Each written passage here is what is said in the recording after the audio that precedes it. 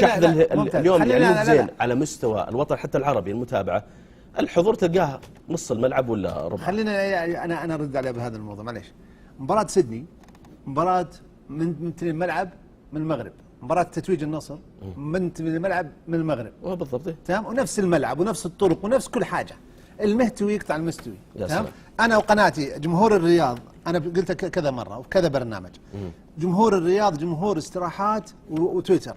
جمهور جدة جمهور تفاعلي ويحضر مباراة، وعشان كذا مدرب مارفك نقل مباراة اليابان لجدة لما شاف الجمهور وشاف التفاعل. انا راهنت عليه في البرنامج في الاخبارية انه الجمهور جدة حيحضر 60,000 وبيض له وجيههم ويعطيهم العافية، وزادوا على 60,000. انا متوقع باذن الله مباراة اليابان ونكون احنا متأهلين حيكون الملعب فول. يعني معناته اذا ما فللتوا الملعب اليوم انتم تعطون عذر لمارفك وبقية المدربين انه ما تقام مباريات عندكم بالرياض؟ نعم. ما حد له عذر المباريات تقام في جدة او الشرقية. اجل الوعد الدرب بمشيئة الله تعالى. خل نكسب الوقت